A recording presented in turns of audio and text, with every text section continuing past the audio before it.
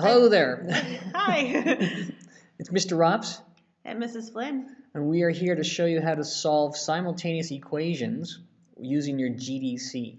So we have two equations, y equals 3x plus 1, and y equals negative half x minus 4, and we're going to solve for x and y. So when we're solving for x and y, we're actually finding where the two graphs intersect. Because they have the same x and the same y at the same time. So basically all we're going to do is we're going to go over to our calculator and take these values and plug them into y equals. So we're going to go y equals, and we'll type in 3x plus 1. And then we'll go over to y2 and type in negative 0.5x minus 4. And one thing that's really good to do is we can actually change the shading of one of the lines so we know which is which when we are graphing it. So if we move all the way over our cursor over to the left, and you can click on that, press enter, and it'll shade it so it's a little bit darker. Right, now that's in bold. Okay, great. So now if we go to our calculator, and if we, I'm not sure where my window is, I'm going to zoom to number 6, which is the standard window, which is a pretty good window to use. 10 by 10. A 10 by 10. Oh, I just jumped too high. I'll just hit 6. That's just as fast. And there's our graph. There's our graph. So what's expected of you when we have a situation like this?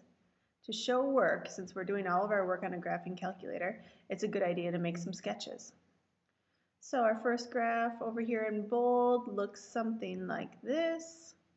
And that graph is, just in case we forgot, we could go back to our y table, but that is y equals 0.5x And negative 1. minus 4. Negative 0.5x minus 4. And if the other one we graph it, that looks something like this. Right. Oops. Went through 1 right there, but Yep. it doesn't look like it. Y equals 3x plus 1. Right, because the blue has a y-intercept of 1, and the red one has a y-intercept of negative 4. Super. Okay, so now we're looking for the actual answer. To do that, we can go over to our calculator, and we're going to go to a menu and second trace, which is our calculate menu. And this is a great menu. And I'm going to go down to number 5. That's going to find the intersection of the two graphs. Right. Well, up top here it says y1, and the cursor's flashing on this one, which is our first curve. Hit enter, and then it's asking us for the second curve, and we're going to hit enter again. The reason why you have to tell it this, because you may have 3 or 4 equations entered in at the same time, so you have to tell them which curve you want to use. Hit enter. And guess we should maybe get that close. We can just move the cursor over a little bit. Or we can actually just get, it looks to be about negative 2. We can just go, Put it at I'm going to -2. guess negative 2. Smart. To start the calculator going, I hit enter, and ta-da, there I get my values. So that right here is our intersection point. And that point is? Negative 1.43. Round to 3 significant figures. Comma negative 3.29. And I think having this rough sketch and labeling your point is good enough for showing work. Right, fabulous. Let's try another example here.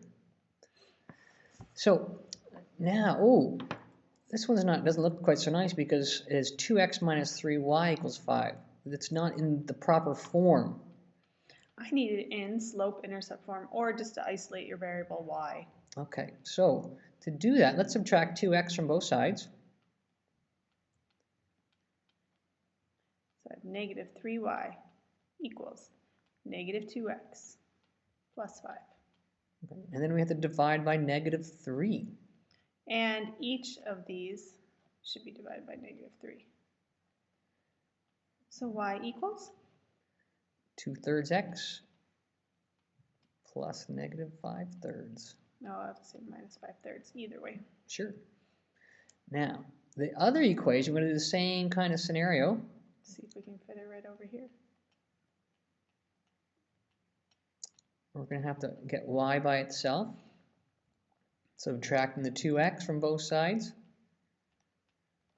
So we get 5y equals negative 2x subtract 7. All right, and then divide by 5 Nice. each term. So y is? Negative 2/5.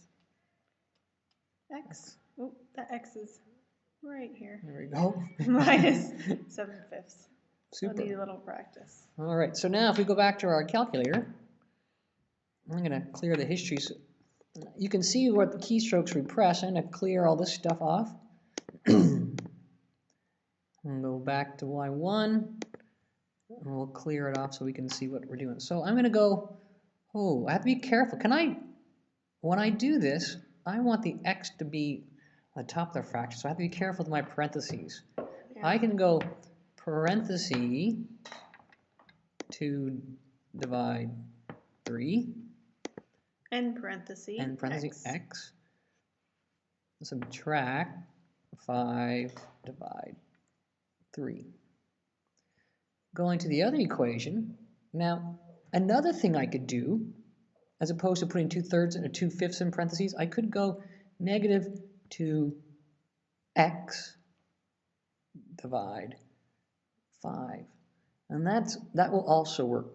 Mm-hmm. Whichever way you choose to do it, you just have to make sure that you're careful with your parentheses. Divided by 5. All right, so on this second equation, my y-intercept should be negative 7/5. Let's see what happens when we hit graph.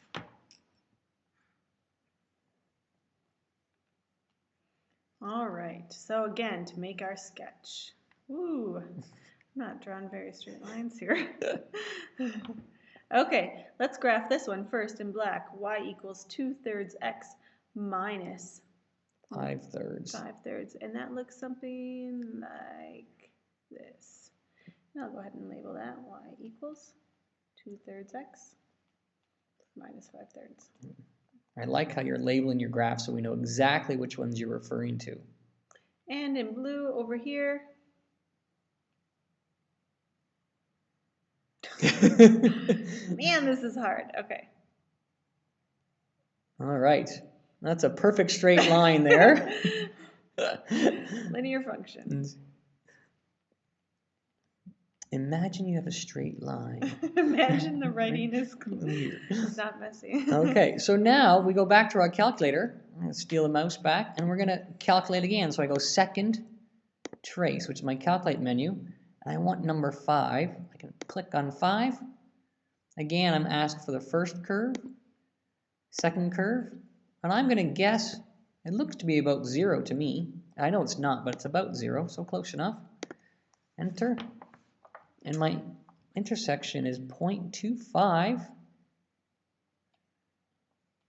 1/4. Yeah, 1/4, comma negative 1.5. Negative 1.5.